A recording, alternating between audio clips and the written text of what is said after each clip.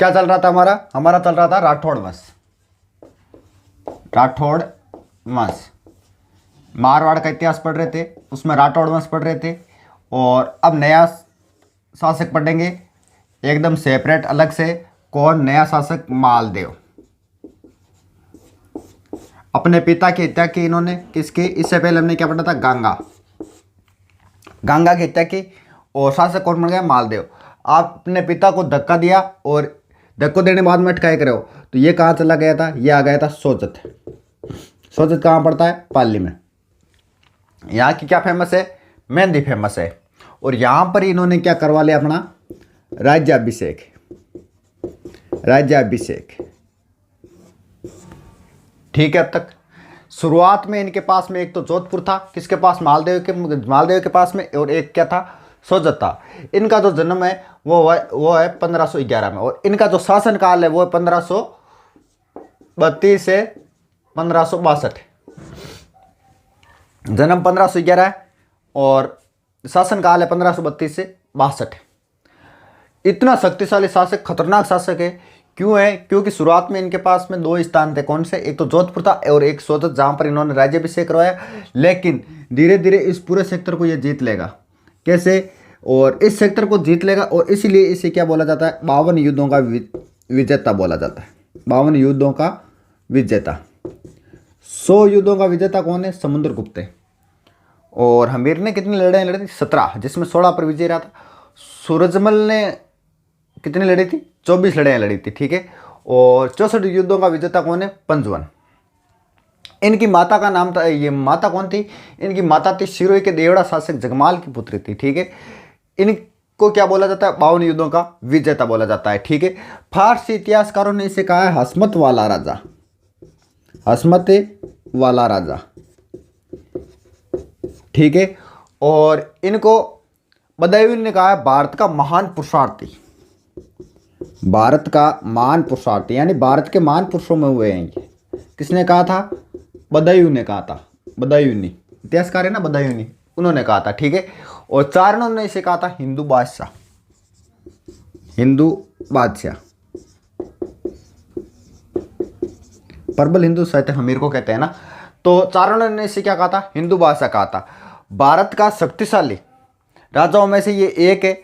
ये किसने कहा था? ये कहा था अबुल फजल ने, कि ये भारत के जो राजा हुए थे ना, उसमें शक्तिशाली शासकों में इनका नाम आता है। किसका? मालदेव का। अब देखो धीरे धीरे ये क्या करेगा? अपने इस सेक्टर को जीतना शुरू करेगा, क्योंकि 52 युद्धों का विजेता है। तो हम शुरुआत करते कहाँ से? सबसे पहले ये जो जीता था, ये जीता था किसको? बदराजुन को। बदराजुन यहाँ जालौर में पड़ता है, ठीक है।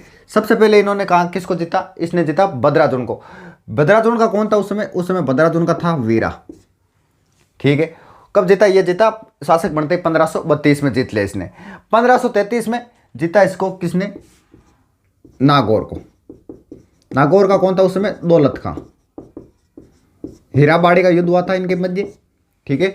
नागौर को जीता इसने। और उसके बाद में 1533 में जीता ये नागौर। हीराबाड़ी का युद्ध हुआ था।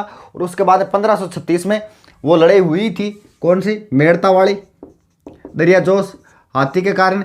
और कह कर आया था कि मैं तेरे मेड़ता में मूड़ी बो दूंगा जब टाइम मिलेगा। और अब टाइम आ गया। और मेड़ता का कौन? वो जो खानवा युद्ध में गया था, कौन? बिरमदेव। वैसे खानवा युद्ध में यही गया था, कौन? मालदेव राव गंगा के कहने पर। और उसके बाद में बदराजोन पर, सोजत है ही, नागौर पर, और अब किस पर अधिकार कर लिया? मेड़ता पर। ऐसे करते करते इन्होंने क्या कर लिया? इसने और सिवाना पर भी इन्होंने अधिकार कर लिया। किस पर? सिवाना पर। सिवाना भी अपना दिन ले लिया था। यानी मेवा मारवाड़ वालों की संकटकालीन शरण स्थली कौन सी है? सिवाना। कब? 1538 में। और ये जो सिवाना वाला दुर्ग है किसको सौंपा? हाकिम खां को सौंप दिया। और यहाँ का जो शासक था वो सामंत था राठौड़ डूंगरजी से। डूंगरजी यहाँ के सामंत थे, ठीक है। और जालौर को भी इन्होंने जीत लिया। जालौर का कौन था? जालौर का उस समय था सिकंदर खां। जालौर को भी जीत लिया। ऐसे करते करते इतना सारा सेक्टर जीत लिया। अब इस साइड अपने वालों पर ही अधिकार कर लिया। कैसे? देखो अपने ही तो है। कैसे? जैसे जोधा का बेटा कहाँ चला गया? बीका। बीका चला गया बीकानेर। इधर तो ये वंश चल रहे हैं, इधर ये वंश चल रहे हैं, बराबर में चल रहे हैं। तो इधर कौन है उस समय? उस समय बीकानेर का जय सिंह,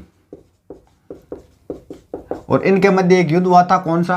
पाहेबा साहेबा का युद्ध। पाहेबा साहेबे का युद्ध हुआ था। किनके मध्य? जय सिंह।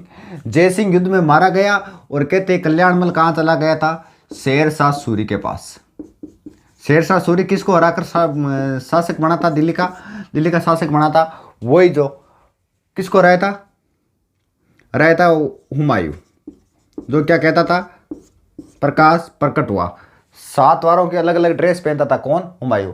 और कल्याणमल किसके पास चला गया? कल्याणमल चला गया शेरशाह सूरी के पास। और ये बीरमदेव भी किसके पास चला गया? शेरशाह सूरी के पास चला गया। अब देखो, दो विरोधी किसके? मालदेव के दो विरोधी किसके पास चले गए? शेरशाह सूरी के पास चले गए। और बट मारे बेटा पंप है। मालदेव यार तो ये पाहेबा और साहेबा का युद्ध कब हुआ? 1542 में। मालदेव ने ये जो बीकानेर वाला दुर्ग है ये किसको सौंप दिया? कुंपा को सौंप दिया। कुंपा कौन है? जेता और कुंपा आगे हम पढ़ेंगे गिरी सुमेल युद्ध में। ये इनके सेनापति है। बीकानेर का जय सिंह मारा गया। और वीर विनोद किसने लिखा था? श्यामल दास ने। श्यामल दास और माकीदास के अनुसार शेरशाह के पास कौन गया था? कल्याणमल गया था। ठीक है, सहायता के लिए गया था। लेकिन दयाल दास की ख्यात के अनुसार ये बात आती है कि शेरशाह के पास में कल्याणमल का भाई भीम सिंह गया था। ठीक है, लेकिन हम कल्याणमल को ही मान लेते हैं। ठीक है, फिर दिल्ली की सत्ता की ओर चलते वापस। हुमायूं और शेरशाह के मध्य 2 युद्ध हुए। कौन कौन से? चौसा और बिलग्राम। ये तो हुआ था 1539 और ये हुआ था 1540। ठीक है, होगी बात। चौसा का 1539, बिलग्राम का 1540। शेरशाह देखो पहले बाबर के समय था, तब हुमायूं को सचेत भी किया था बाबर ने कि अरे यूं दूर रही शेरशाह। क्योंकि वो एक दिन बाबर के नज़दीक बैठो और यहाँ खतरनाक स्थिति में मीट चपा रही हो, यहाँ अस्थि पंजर पिड़िया रही, यहाँ सीधे उठाओ तलवार की ठोकर सीधी चाबे हो, तो यार यूँ दूर रिया कर तू।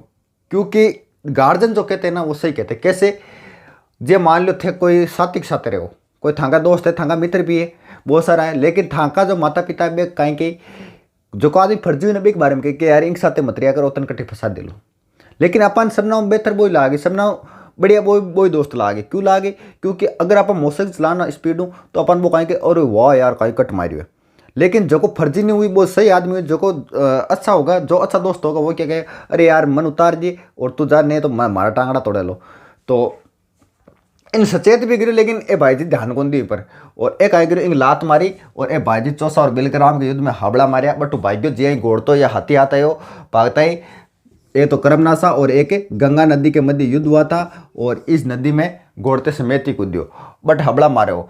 तो एक साधु आया था, साधु ये एक नाविक था। कौन? निजाम बिश्ती। निजाम बिश्ती ने इसको बचाया। किसको?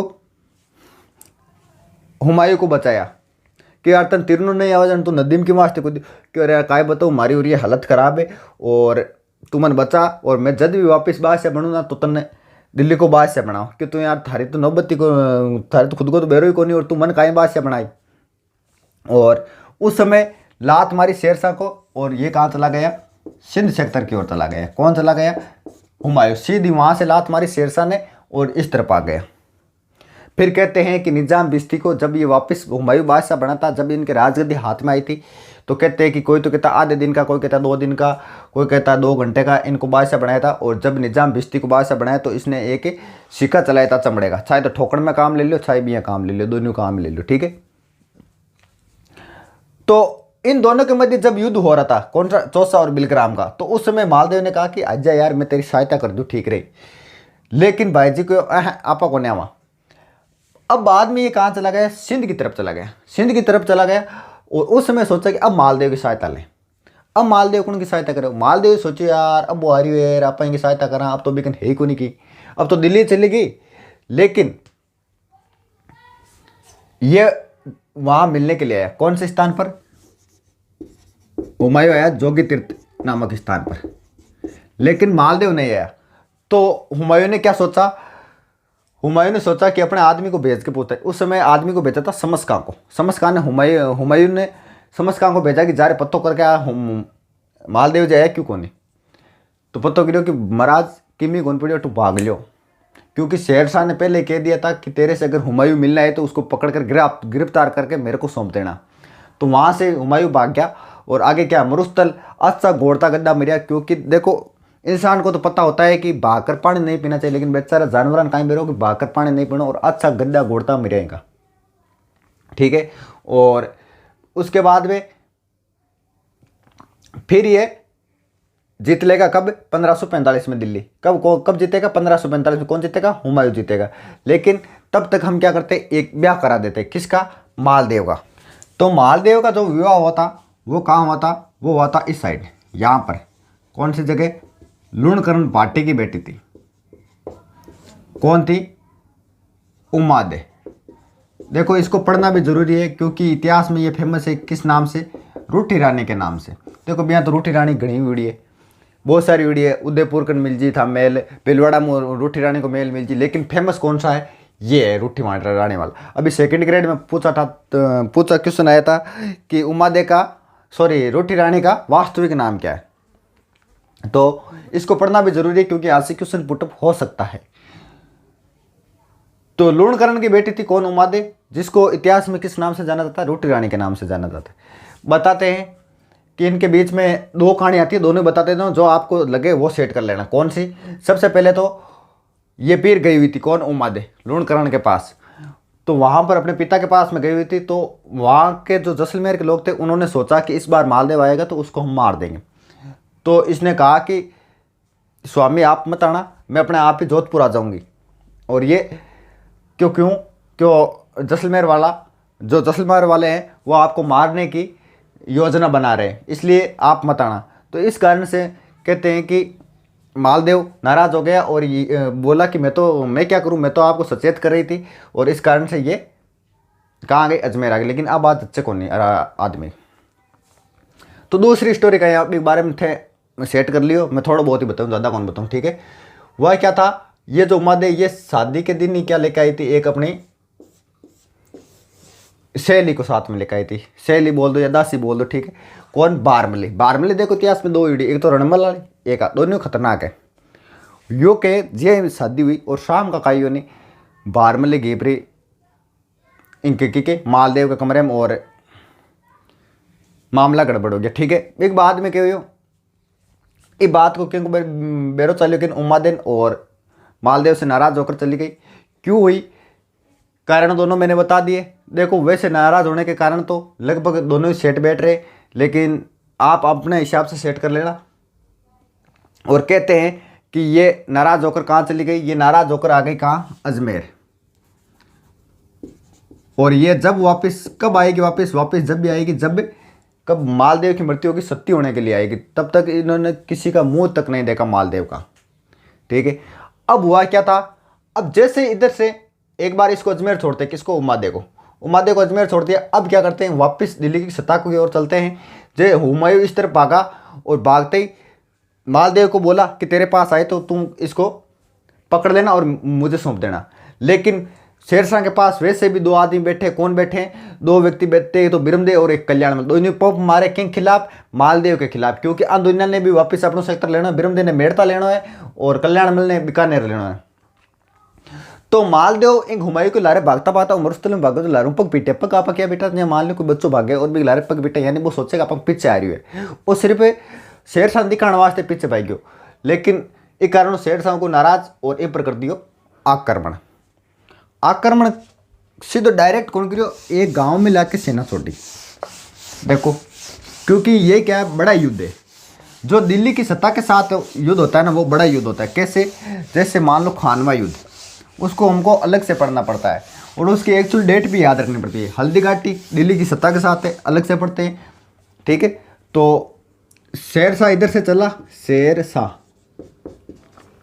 और इधर से वैसे पहले इसका नाम शेर का था और बचपन का नाम फरीद था। और इधर कौन है? मालदेव। शेरशाह इधर से अपनी सेना लेकर आया और सुमेल गांव में डाल दी, और मालदेव इधर से अपनी सेना लेकर आया और गिरी गांव में डाल दी। देखो इस युद्ध की एक्चुअल डेट आपको याद रखनी है क्या? 5 जनवरी कब हुआ ये? 5 जनवरी 1544, क्योंकि ये उस वक्त हुआ है जिस वक्त चर्चे रजाएं उड़ो, यानी भयंकर सर्दी में उड़ो युद्ध। गिरी और सुमेल दोनों की सेना आमने सामने। गिरी सुमेल कहाँ पड़ता है? जैतारण पाली में पड़ता है। दोनों डरे, वो एक तो मालदेव यहाँ डरे कि वो तो दिल्ली को बादशाह, और शेरशाह यहाँ डरे कि वो 52 युद्धों का विजेता। अब डरे, कोई तो बतावे दुनिया 40-40 हज़ार से नहीं, कोई 50-50 हज़ार बताओ, कोई 80-80 हज़ार बताओ, मान लिया आप 1-1 लाख दुनिया के पास से नहीं। और मालदेव ने जितने भी युद्ध जीते किसके दम पर जीते? 2 व्यक्ति के दम पर जीते। कौन कौन? एक का नाम जेता और एक का नाम कुंपा। जेता के वंशज क्या कहलाए? जेतावत कहलाए। कुंपा के वंशज क्या कहलाए? कुंपावत कहलाए। दोनों की सेना 1 महीने तक आमने सामने पड़े रही। भाई साहब जी तो दिल्ली में चले डायरेक्ट, अंक तो खान का लाला भी पड़ने लग जाए, तो धन साथे ला भी कौन सके। तो इसने क्या किया? शेरशाह ने एक चाल चली। क्या चाल चली? इन्होंने क्या किया? दोनों के शिविर में, भाई 1 लाख सेना है तो लगभग 10-15 किलोमीटर में सेना फैली हुई होती थी, इसलिए इन दोनों के शिविर में क्या कर दिया? पैसे भिजवाए कि वो जो भी कहानी आती है कि तू मेरे को काम्बल और तलवार वगैरह ला के दे देना। और मालदेव के शिविर के आगे क्या रख दिया? एक पत्र डलवा दिया कि दोनों, क्योंकि कल्याणमल साथ में था, कल्याणमल और ब्रह्मदेव दोनों साथ में ही है। कौन? मेड़ता वाला और बीकानेर वाला दोनों साथ में है, क्योंकि दोनों को राज्य चाहिए। तो उन दोनों से कहकर, और या किसी दूसरे व्यक्ति से कहकर, इन दोनों के शिविर में क्या रख दिए? पैसे रखवा दिए। और मालदेव के शिविर में क्या रखा दिया इन्होंने? एक पत्र डलवा दिया सामने। जैसे उस पत्र को पढ़ा मालदेव ने, तो उस पत्र में लिखा हुआ था कि शेरशाह ने कहा था जेता और कुंपा को कि जैसे युद्ध शुरू है तो अपने बादशाह यानी शासक को या राजा को पकड़ के और मेरे पास ले आना। इस बात को मालदेव को पता चला, और मालदेव अपनी सेना लेके और किस तरफ आ गए? वापस जोधपुर। और जोधपुर के बाद में कहाँ चला गया था? सिवाना चला गया था। लेकिन फिर भी इनके पास कितनी सेना बची थी? इनके पास 5-5 हज़ार सेना बची थी। जेता के नेतृत्व में 5,000 और कुंपा के नेतृत्व में कितनी? 5-5 हज़ार सेना बची थी। लेकिन इन्होंने कहा, सुबह उठे और कहा कि कहाँ हमारे राजा जी कहाँ हैं? तो इन्होंने कहा कि राजा जी ऐसे ऐसी बात हो गई, और वो चले गए। तो इन्होंने कहा कि इतना बड़ा कलंक, क्योंकि जितने भी युद्ध जीते थे ना, वो जेता और कुंपा के दम पर जीते थे इन्होंने। क्यों? तो सोच लो कितने दमदार व्यक्ति है भाई साहब। इन्होंने अपने दाग धोने के लिए ये युद्ध किया। हो सकता है आप इस चीज़ को मानो या ना मानो, लेकिन शेरशाह सूरी के पसीने छुड़ा दिए। जैसे ही सुबह हुई, इन्होंने युद्ध की शुरुआत कर दी, और युद्ध करते करते दोपहर हो गई। और भाई साहब खतरनाक स्थिति हो गई, क्योंकि शेरशाह की खतरनाक स्थिति। शेरशाह जे दोपहर हुई और कहे 2 मिनट रुको, क्यों कहें करी? कि पेशाब करी कि ना, क्यों मैं 2 मिनट अल्लाह ने याद कर लूँ, नमाज अदा कर लूँ। कि बोलो हे खुदा, हे भगवान, मैं अटखटाई हूँ खोड़ा माए, एक बार युद्ध जिता दे मने, और मैं तो कदे ही को नूँ अट हुए कहीं है। और देखो जितना भी है आज तक आदमी बिच्छा को नहीं। कौन कौन? प्रताप सिंह बारट आयो, जेल गया।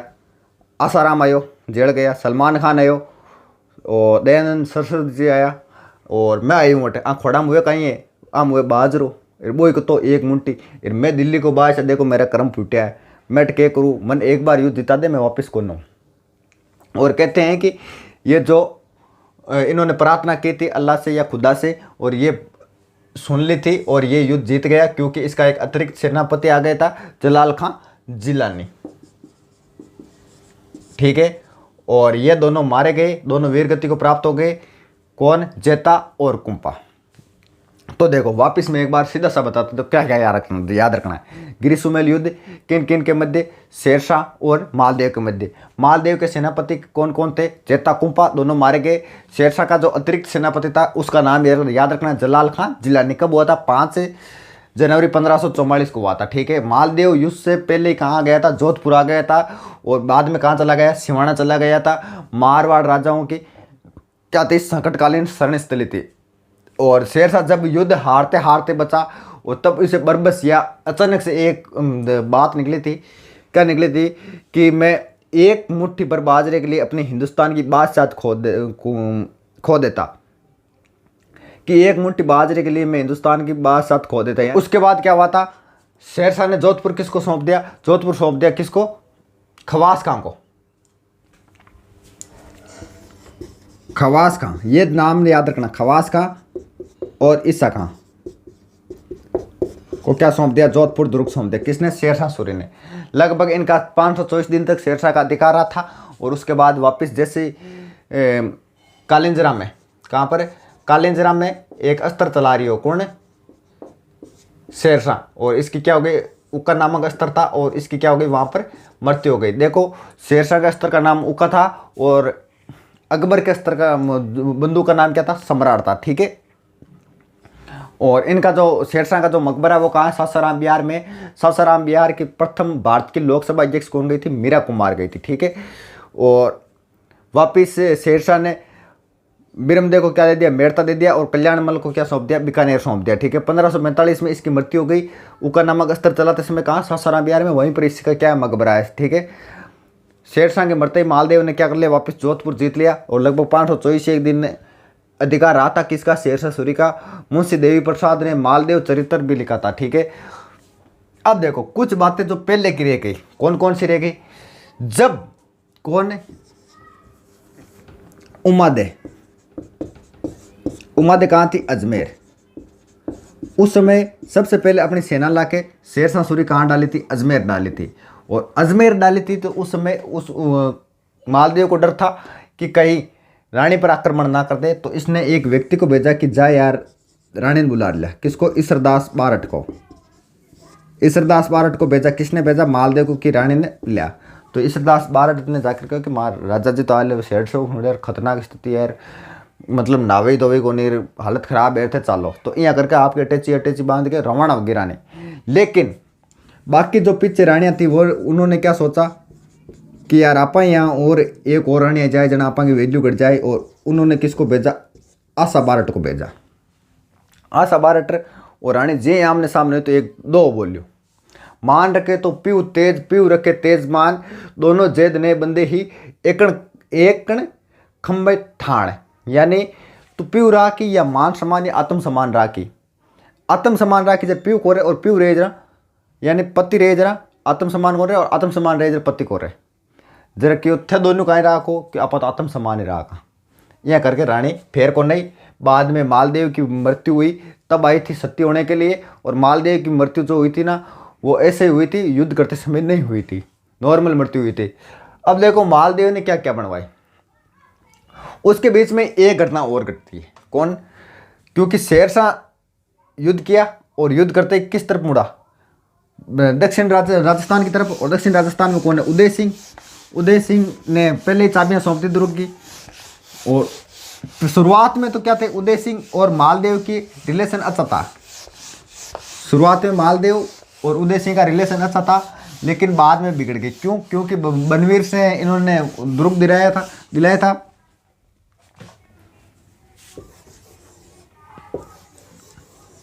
देखो यहाँ पर युद्ध हुआ था और यहाँ पर युद्ध जीत के शेरशाह इस तरफ मुड़ा। यहाँ पर कौन है? उदय सिंह। ठीक है। और यहाँ पर कौन है? अजमेर में रूठी रानी। और यहाँ पर है कौन? मालदेव। शेरशाह इस तरफ मुड़ा, उदय सिंह ने पहले चाबियां सौंप दी। और अजमेर में क्या हुआ? अजमेर अपना एक आदमी नियुक्त कर दिया। कौन? हाजी खां। देखो पूछा तो कोई नहीं जाएगा, ये लास्ट में अंतिम कहानी है, मैं बता देता हूं। हुआ क्या था? यहां पर शादी हुई थी किसकी? मालदेव की। कहाँ? खेरवा के ठाकर का नाम था जय सिंह। जय सिंह की पुत्री थी कौन? स्वरूप कंवर। और स्वरूप कंवर की एक साड़ी। वह क्या था? मालदेव जब यहाँ आया था खेरवा के ठाकर के पास तो इस साड़ी को देखा और कहा कि मैं इससे शादी करना चाहती हूँ। तो जय सिंह बोलियो कि यार यहाँ भी साड़ी पर आधी घराली वे आधो हक हुए, वे बावड़ी तरेड़ा हुए जो को साड़ी पर पूरा हक जमा हुए। ठीक है। बावड़ी तरेड़ हुए, बावड़ी गोना हुए। ठीक है। बाकी तो समझो। तो जय सिंह ने कहा कि मैं तेरे को एक लड़की दे चुका हूँ, अब मैं नहीं करूँगा, क्यों? मैं तेरे से मुकाबला भी नहीं कर सकता। इसलिए मालदेव, जय सिंह ने मालदेव को क्या कहा कि तू 2 महीना मन टाइम दे और मैं तन थारी शादी की साथे कर दूँ, साड़ी के साथे कर दूँ, क्योंकि स्वरूप कंवर की छोटी बहन के साथ। तो मालदेव जे वापस गयो जोधपुर, तो कह करो और जय सिंह मांगे उदय सिंह को सहायता कि उदय सिंह जी थे हमारी सहायता करो। और उदय सिंह के साथ में शादी कर दी किसकी, इसकी यानी छोटी बहन की। और उस समय कहते हैं कि स्वरूप कुमार ने अपनी जो श्रृंगार पेटी थी या जो गहने वगैरह की पेटी थी वो देना चाहिए, और उसमें क्या चली गई, नागणेची माता की मूर्ति चली गई। इसलिए कहते हैं कि आज भी मेवाड़ में नागणेची माता की साल में 2 बार पूजा होती है। ठीक है, उसके बाद क्या हुआ था, उसके बाद एक तो कहानी आती ही है। उसके बाद एक था हाजी खां। हाजी खां पर आक्रमण किया था मालदेव ने, क्योंकि मालदेव ने आक्रमण किया था किस पर, हाजी खां पर। और ये कौन था, शेरशाह का सूबेदार था हाजी खां। तो इस पर आक्रमण किया और इसने सहायता मांगी किससे, उदय सिंह से। उदय सिंह से सहायता मांगी तो कि महाराणा आओ सहायता करो, तो सहायता करी। जैसे ही सहायता की तो मालदेव के सेनापति ने सोचा कि वैसे भी हम कमज़ोर हैं और उधर से महाराणा आ गए तो हम क्या करते, पीछे चढ़ जाते हैं। तो मालदेव ने अपनी सेना वापस बुला ली थी। और तब हाजी खान ने कहा कि महाराणा जी थैंक यू, कि थैंक यू काम कौन डाले, तारकन भाई एक वेश यार मथार लुगावड़े नहीं बिन मंदे। क्योंकि इन चीज़ों को जो है इतिहासकार नहीं बताते हैं, ये किताबें हटा देती है इन चीज़ों को, क्योंकि यहाँ पर बेइज्जती होती है। और ऐसे करके फिर से मालदेव से सहायता मांगी। तो ये कहानी आती है, एक छोटा सा युद्ध हुआ था हरमाड़ा का युद्ध इनके मध्य। ठीक है, अब देखो मालदेव ने बनाया किस क्या क्या स्वराज्य जो दुर्ग है मारवाड़ में, वो किसने बनाए थे, मालदेव ने बनाए थे। देखो पोखरण है, सोजत है, ये याद रख लेना। पोखरण दुर्ग बनाया था मालदेव ने, जैसलमेर में सोजत दुर्ग बनाया था, पाली में मालकोट दुर्ग बनाया था, कहाँ पर, मेड़ता में। ठीक है, यानी 1 दर्जन से अधिक दुर्गों का जीर्णोद्धार कराया था। और नागौर के किले का भी इन्होंने जीर्णोद्धार करवाया था।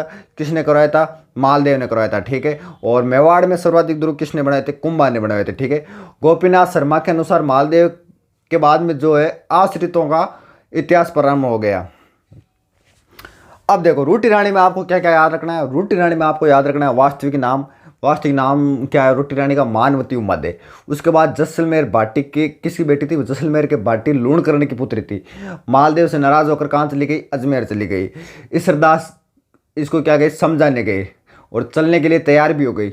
लेकिन आशा बारट सही मामला ख़राब कर दियो। ठीक है, आशा बारट ने दोहा सुनाया था, वो मैंने बता दिया, मान रखे तो पीऊ तेज, पीऊ रखे तो तेज मान। ठीक है, ये सुनकर रानी नहीं आई। और 1562 में जब मालदेव की मृत्यु हुई तो उस समय सती होने के लिए आई थी और नहीं आई थी। तो ये था मालदेव। अब देखो मालदेव के उत्तराधिकारी कौन है। मालदेव के उत्तराधिकारी एक तो है राम, एक है उदय सिंह और एक है चंद्रसेन। पीछे साहित्य के लाइब्रेरियन का किसका पेपर हुआ था मुझे याद नहीं है, लेकिन उसमें क्वेश्चन पूछा था कि मालदेव के उत्तराधिकारी कौन है। तो उसमें सेट हो गया चंद्रसेन, क्योंकि आगे शासक कौन बनेगा, चंद्रसेन बनेगा। जबकि उत्तराधिकारी कौन है, यानी बड़ा बेटा बड़ा बेटा कौन है, राम है। तो शासक कौन बनना चाहिए, राम सिंह बनना चाहिए। लेकिन उसके बाद शासक कौन बना, चंद्रसेन बना। तो इसके लिए इससे आगे जो है वो चंद्रसेन हम अलग से पढ़ेंगे सेपरेट। ठीक है, तो आज के लिए इतना ही, आगे का नेक्स्ट क्लास में।